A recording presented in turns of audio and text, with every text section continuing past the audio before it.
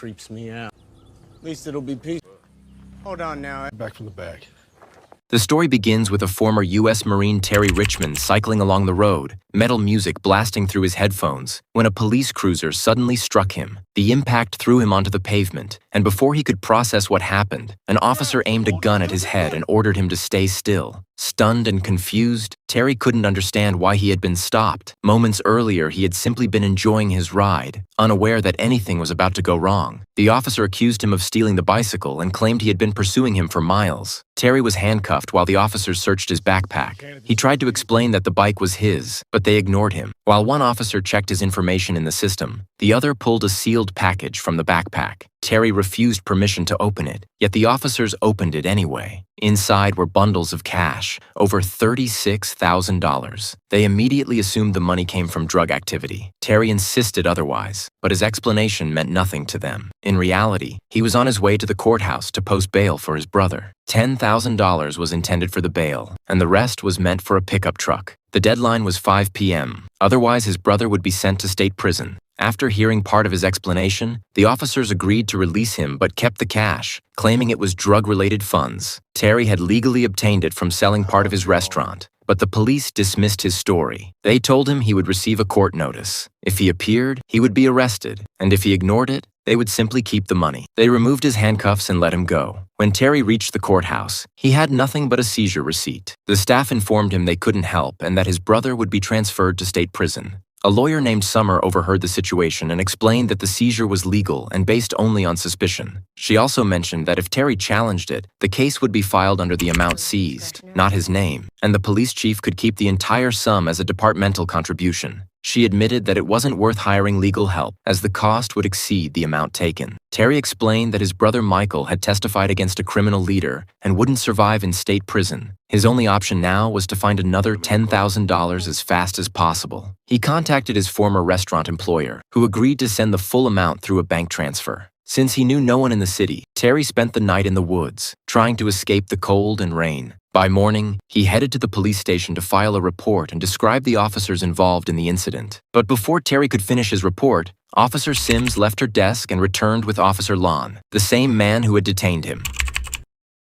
Lon cut him off immediately, tossed his identification back at him, and ordered him to leave, threatening arrest for making false statements. Police Chief Sandy Byrne stepped in, declaring that the officers had acted lawfully and insisting that Terry had been treated properly. The chief warned that if Terry persisted, he could be prosecuted for obstructing police operations and instructed him to stop recording and exit the station. Realizing the situation was far more corrupt than he anticipated, Terry shifted tactics. He proposed a compromise, the return of at least $10,000 so he could post bail, and he would drop any dispute over the remaining $26,000. The chief showed interest in this arrangement and agreed. He also granted Terry permission to meet with his cousin the following Monday at 10 a.m. to determine what would happen next. Terry spent yet another night in the forest under the rain. By morning, he returned to the station, only to discover that Byrne had deceived him. The transport bus carrying the inmates had already left. Determined, Terry cut through the woods to intercept it and managed to catch up. During the brief encounter, he urged Michael to request protective custody, since word about him had spread and he was now in real danger.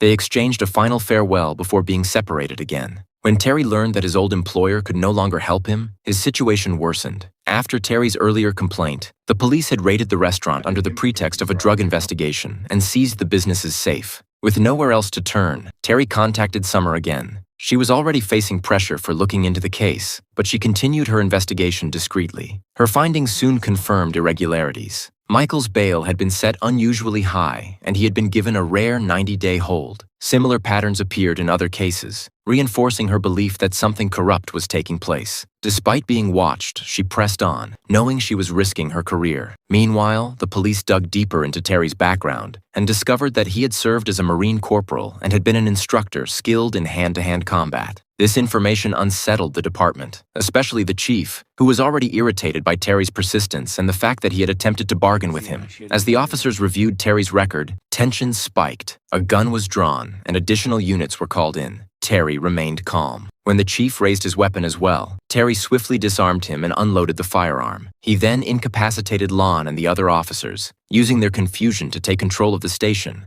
Inside, he cut the phone line and ordered the officers to stay seated. Sims, who had been hiding in the next room, surrendered her weapon and handcuffed her colleagues. Terry then sent her to the evidence room to retrieve his confiscated money, taking only the $10,000 he had negotiated for. Outside, armed units surrounded the building. To escape, Terry instructed Sims to stage an arrest and escort him out. She placed him in a patrol car and signaled a code 4 to a passing officer, then followed Terry's instructions, reported a fabricated escape, and watched him ride away on a bicycle toward the courthouse. Police were already searching the city, but he reached the courthouse in time to post Michael's bail. Summer rushed to the judge to obtain the release order, but delays made Terry anxious, knowing officers could arrive at any moment. He confided in her that he intended to surrender and join his brother if necessary. Moments later, a tactical team stormed the building. They forced Terry to the ground and stunned him with a taser. He resisted briefly but was overwhelmed and restrained. After being cleared by a medic, an officer announced that Terry would be taken back to the station.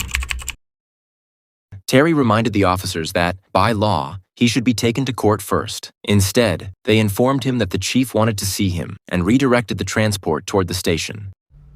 Don't I need to get him? Someone else wants to see in front of a judge. Byrne eventually joined the ride and admitted he would never have provoked Terry if he had known his background. Terry recalled seeing stacks of cash and a large collection of weapons in their warehouse, and Byrne explained that inadequate funding had pushed the department into creating its own income streams. The car stopped near the hospital. Byrne threw the remaining $26,000 onto the ground, removed Terry's restraints, and informed him that Michael had been attacked in the holding cell and severely injured. As further compensation for the lost bail, the department had already purchased a pickup truck for Terry. Byrne then presented him with a choice: take the money and walk away, or face a decades-long prison sentence. There would be no second chance. Michael was brought in by helicopter, gravely wounded, and Terry stayed with him until he passed away without regaining consciousness. Devastated, Terry retrieved his belongings from the forest and got into Summer's car. A patrol vehicle followed them as they left the area. Summer had uncovered numerous cases where bail amounts were inflated, and detainees were consistently held for 90 days regardless of the charge. Terry no longer wanted answers and only hoped to escape the city. Before parting, he gave her his phone number. That night, officers broke into Summer's home, drugged her, and left evidence to implicate her. Disoriented, she nearly called the police before remembering the danger and phoning Terry instead. He arrived in the pickup truck and found her shaken. She was already embroiled in a custody dispute, and the planted drugs could cost her her child. The officers understood exactly how to target her. She still went to work the next morning, only to be confronted with reports of her alleged breakdown and forced to provide a urine sample. She realized that her career and custody case were both effectively destroyed. Terry tried to remain unnoticed, but Officer Lon spotted him and attempted to pull him over. Additional units blocked the road ahead. Terry tried to explain he would be leaving the area, but Lon planted a weapon in the vehicle and attempted to shoot him, grazing his arm. Terry disabled him with a taser and fled as more officers rushed in. Bullets struck the truck but missed him. Elsewhere, Summer watched her daughter at the shelter before being escorted away by police. Terry hid the truck under a bridge and contacted Summer.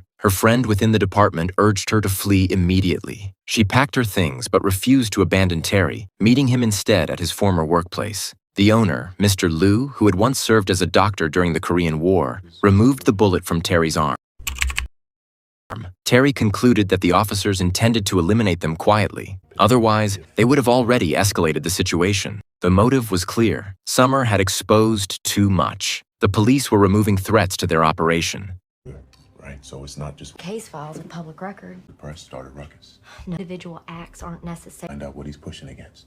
Summer consulted a colleague who subtly encouraged her to speak with the judge. Terry went in her place. The judge insisted he had been trying to protect Summer and revealed that the entire scheme began after the police killed an innocent man. The lawsuit that followed the wrongful death case had nearly bankrupted the entire city, and from that point on, the budget was quietly replenished through Byron's operations. The entire system benefited. Individuals arrested on minor charges and unable to afford inflated bail amounts were routinely held for exactly 90 days. Their offenses were too minor to qualify for a public defender, and the law permitted body cam footage to be erased after the same 90-day window, leaving no evidence behind. Michael had been trapped in that process. Officers manipulated events to get him detained, and the footage from his arrest was stored on a hard drive in the courthouse basement. That night, the police decided to eliminate all remaining evidence by burning the storage room. There were too many drives to rescue, but Summer remembered the SD cards containing recent body cam recordings. Around 20 of them had been logged over the past week, and one held the recording of Michael's arrest. After securing the cards, Summer rushed to the courthouse to retrieve her urine test results. That was when officers grabbed her. Terry, waiting at the entrance, saw her forced into a squad car.